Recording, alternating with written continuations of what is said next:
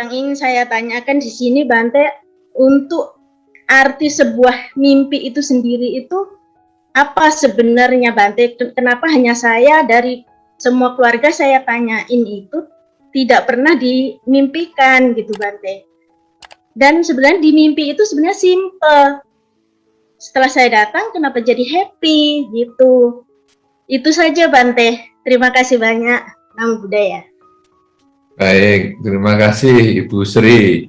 Sekarang tentang pertanyaannya adalah bahwa mimpi itu bagaimana ya? Mimpi itu di dalam Dharma ada beberapa hal yang membuat seseorang itu mimpi. Yang pertama adalah pikiran terbawa pembahasan ataupun kegiatan pada waktu sebelum tidur. Jadi misalnya kita ngomong-ngomong tentang hantu misalnya ya, kalau kita baru ngobrol tentang hantu atau kita nonton televisi tentang hantu misalnya, nanti malamnya bisa ngimpi tentang hantu. Nah, itu jadi sebetulnya adalah pikiran yang masih melekat dengan kegiatan sebelum tidur tadi. Itu mimpi jenis yang pertama. Mimpi jenis yang kedua adalah keinginan yang tidak menjadi kenyataan. Jadi misalnya kita kepengen ketemu dengan bapak, kita kepengen ketemu dengan ibu, kita kepengen ketemu dengan nenek, tapi mereka sudah meninggal semua. Sehingga nanti ketika kita tidur, kita bisa mimpi ketemu dengan mereka. Ya. Kemudian yang ketiga adalah anggota tubuh kita yang terganggu.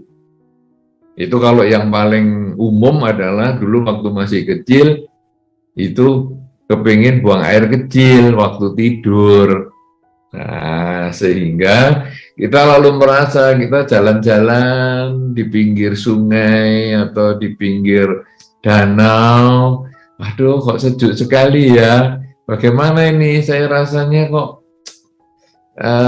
pengen buang air kecil nih. Ya sudahlah. Kayaknya ini ada tempat yang aman ini untuk buang air kecil. Dan kemudian kita lepaskan air kecil itu. Dan kita kaget. Loh, punggung saya kok basah?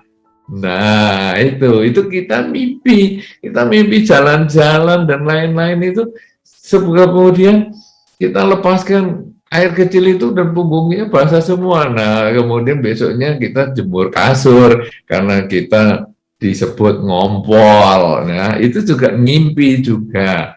Nah, kemudian yang keempat, ini yang dikatakan mimpi putra dewa, dewa puta namanya. Jadi, mimpi yang memang ada makna. Misalnya kalau wanita ngimpi digigit ular. Wow, ngimpi digigit ular, belum menikah sudah ngimpi digigit ular. Wow, ini bakal ketemu jodoh, ular besar atau ular kecil dan seterusnya. Itu seru banget nanti jadi pembicaraan ibu-ibu itu jadinya nanti ya. Wah, nanti digigitnya gimana? Berdarah nggak? Kalau nggak berdarah kurang seru nih, harus berdarah dan seterusnya. Nah, itu ngimpi yang memang ada maknanya dan tidak lama kemudian ketemu jodoh. Atau ngimpi gigi lepas. Waduh, gigi yang mana ya? Gigi yang atas atau gigi yang bawah dan seterusnya. Itu jadi bahan diskusi. Nah, jadi ngimpi ini di dalam Dhamma ada 4 jenis. Dari sini kita terlihat bahwa dari mimpi kita ini sebetulnya yang bermakna hanya 25%. Seperempatnya. 75% sebetulnya itu tidak bermakna. Apakah karena terikat dengan omongan sebelum tidur? Apakah karena kita ada keinginan yang belum tercapai? Apakah karena anggota tubuh yang kurang nyaman? Itu tidak ada artinya semua. Tapi kiriman dewa ini, dewa puta ini, memang ini punya makna. Nah, kemudian sekarang berhubungan dengan pelimpahan jasa tadi. Bagaimana ya, saya kok ngimpi bapak saya, atau saya ngimpi dengan nenek saya. Anda sudah benar dengan melakukan pelimpahan jasa itu sudah tepat. Nah, kemudian mereka datang misalnya. mereka tersenyum, mereka bisa ngobrol dan mereka bahagia, itu sudah bagus. Kadang-kadang kalau ngimpi yang jenis keempat ini, dari bentuk mereka, wajah mereka, kemudian pakaian mereka, suasana waktu mimpi, kalau suasananya bahagia, wajahnya juga termasuk bahagia, bajunya, pakaiannya juga bagus, maka dia sebetulnya lebih cenderung terlahir di alam yang cukup. Tapi kalau kemudian badannya kelihatan kurus, bajunya compang-camping, mukanya kelihatan sedih, biasanya itu kemudian kita lakukan pelimpahan jasa untuk mendiang supaya dia di alam kelahiran yang sekarang merasa bahagia. Walaupun tidak harus ikut wihara, karena mungkin itu di luar acara-acara wihara, kok saya ngimpi ya, bapak saya pakaiannya kok kumuh, kemudian mukanya kok sedih, oke lah, besok saya mau berdana kain misalnya, atau besok saya mau berdana jubah kepada para biku misalnya, atau besok saya mau berdana baju kepada karyawan wihara misalnya, atau besok saya mau berdana pakaian untuk anak-anak yatim misalnya dan sebagainya, itu bisa atas nama bapak saya, itu bisa dilakukan seperti itu. Dan kalau memang benar ini menjadi ngimpi Dewa Putra atau yang kiriman Dewa dan Putra Dewa tadi, maka leluhur di alam kelahiran yang sekarang dia bisa merasakan kebahagiaan. Ya, jadi kalau tidak ada sesuatu, misalnya mukanya bagus, kemudian pakaiannya juga bagus, Anda cukup mengulang dalam batin, semoga mendiang bahagia, semoga semua makhluk bahagia. Seperti yang tadi, misalnya Bapak setelah ketemu kok merasa bahagia, Nenek setelah ketemu kok merasa bahagia, Anda cukup mengulang semoga mereka bahagia, semoga semua makhluk bahagia. Loh kok nenek ini kan sudah lama meninggal, kok sekarang baru kasih mimpi? Lama itu menurut kita, usia manusia, usia makhluk itu kadang 25 tahun usia manusia, dia baru 1 hari 1 malam di sana. Sehingga kalau sekarang sudah 50 tahun, di sana baru 2 malam. Ya, sehingga bagi mereka itu belum lama.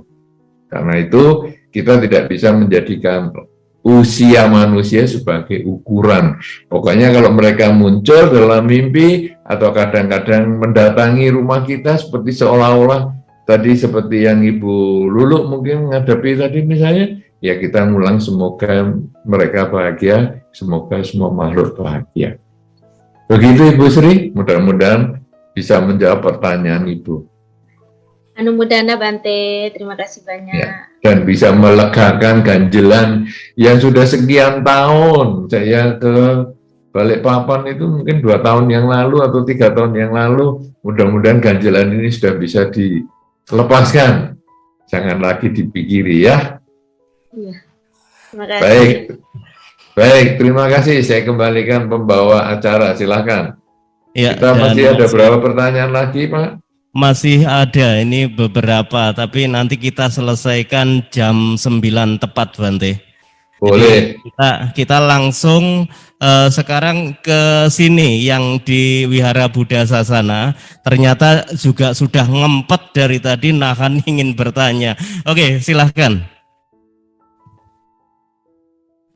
Selamat malam, nama budaya Bante. Perkenalkan Bante, nama saya Saril Effendi, asli Blitar Bante.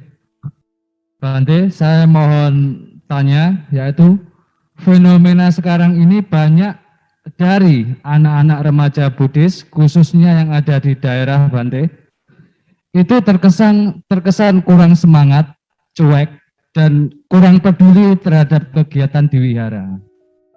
Akan tetapi Bante berbeda sekali dengan para sesepuh. Di sini yang dimaksud sesepuh adalah umur yang sudah 50 tahunan ke atas Bante. Itu semangatnya sangat luar biasa Bante dibanding untuk para remaja kita.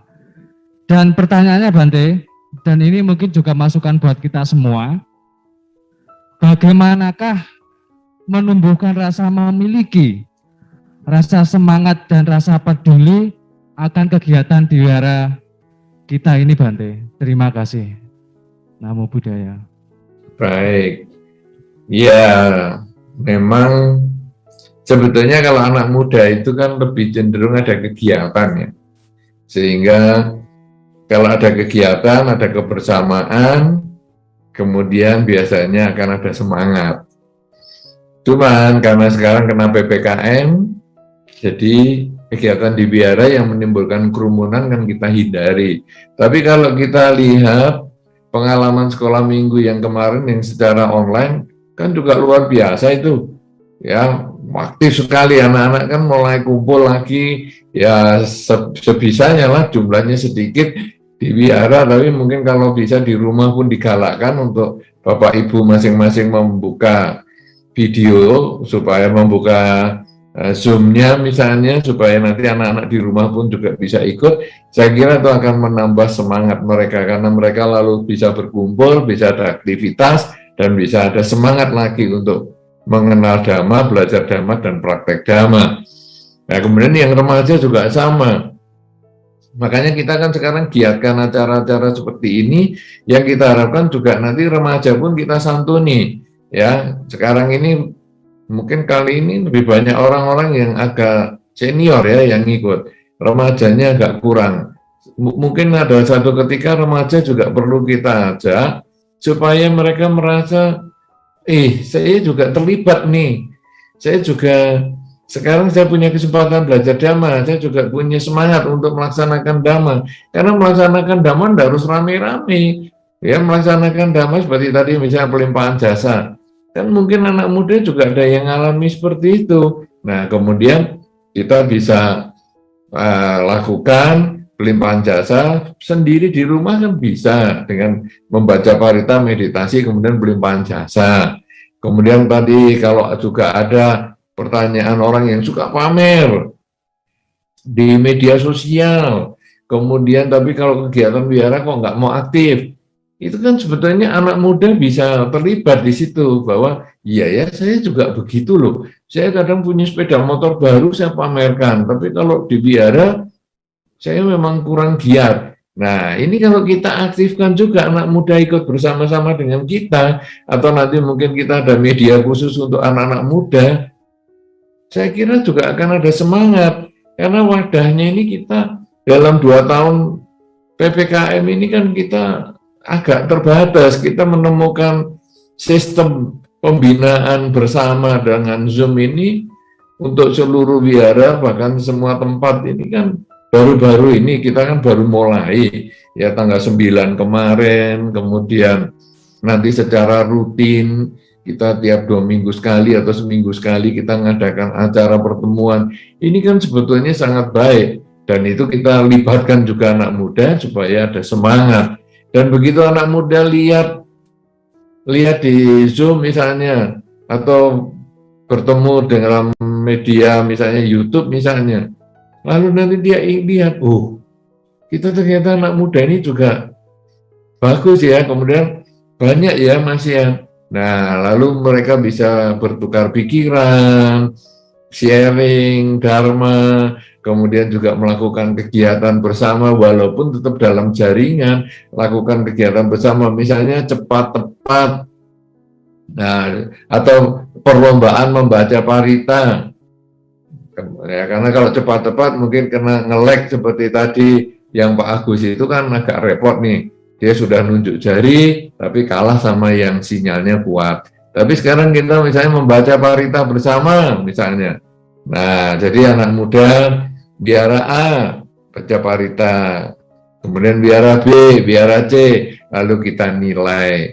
Kemudian nanti lomba ceramah Dhamma. Nah, anak muda nanti biara A, ayo ceramah Dhamma, kasih waktu 5 menit ceramah.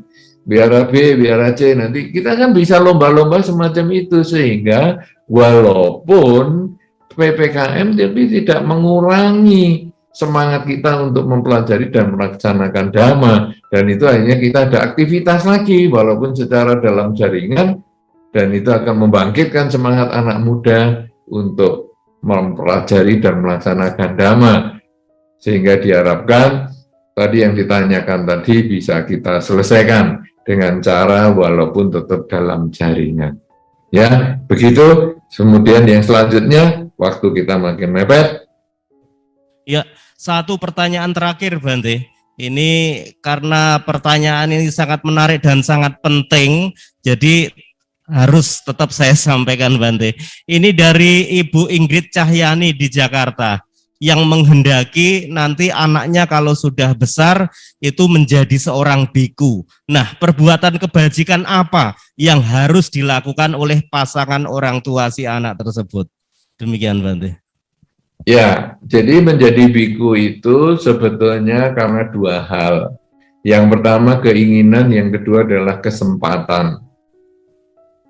Dua-duanya harus ada, tidak bisa salah satu. Keinginan adalah milik dari si anak sendiri. Jadi kalau tadi ibu kepengen anaknya jadi biku, itu baru kesempatan. Orang tua yang memberikan kesempatan anaknya menjadi biku. Tapi apakah anaknya punya keinginan menjadi biku? Belum tentu. Nah, sekarang kebajikan apa yang harus dilakukan? Kondisikan anaknya itu untuk lebih mengenal biku sejak dari awal. Misalnya, sebelum mengandung pun atau ketika pernikahan, dilakukan pemberkahan di wihara. Kalau bisa ada mengundang biku atau samanera, itu nomor satu. Jadi pernikahannya sudah ada figur-bikunya. Kemudian waktu hamil mungkin ada upacara, ya, pemberkahan di kandungan mungkin 7 bulan dan lain sebagainya. Kalau bisa dilakukan upacara pemberkahan oleh biku. Kemudian juga sering dibacakan parita, ya, sejak mengandung misalnya membaca parita, bermeditasi dan lain sebagainya. Kemudian lahir juga nanti ada pemberkahan oleh biku, dibacakan parita oleh orang tua dan lain sebagainya. Kemudian kecil sering diajak ke wihara. Kemudian nanti sudah SD atau SMP dijadikan samanera sementara, diikutkan program 2 minggu misalnya. Kemudian nanti SMA bisa menjadi samanera lagi, kemudian nanti perguruan tinggi misalnya jadi biku sementara dan lain sebagainya, sehingga hasilnya nanti mungkin akan timbul keinginan dari dirinya untuk menjadi biku, dan karena orang tua sudah memberikan kesempatan dari awal, sudah diizinkan, bahkan sejak dalam kandungan sudah diizinkan jadi biku, maka karena ada keinginan dan kesempatan, dia punya kesempatan untuk menjadi biku. Tetapi apakah dia nanti didukung karma baik? Ya itu ya juga belum tahu. Ada keinginan menjadi biku, ada kesempatan menjadi biku. Tapi kemudian apakah karma baiknya mencukupi? Oh ternyata dia menjadi bikunya cuma 2 tahun. Ya enggak apa-apa, minimal sudah jadi biku. Tapi kalau karma baiknya mencukupi, ternyata sampai meninggal dia juga jadi biku terus. Nah berarti ada keinginan, ada kesempatan, dan kemudian didukung oleh karma baiknya. Jadi mulai sekarang ibu, kalau ibu belum punya anak, maka mulailah sekarang suami istri rajin membaca parita, bermeditasi, kemudian mengucapkan tekad, semoga kalau saya hamil, anak saya nanti lahir laki-laki dan bisa menjadi biku. Karena kalau lahirnya perempuan jangan dipaksa jadi biku ya Bu, karena nanti tentu tidak bisa, jadinya atas silami. Tapi kalau laki-laki dan bisa menjadi biku. Kemudian nanti sampai hamil juga tekadnya disampaikan seperti itu. Kemudian nanti upacara kehamilan dan lain sebagainya. Terus seperti yang tadi saya sampaikan, mudah-mudahan nanti anaknya yang lahir bisa menjadi biku sebagaimana yang diharapkan.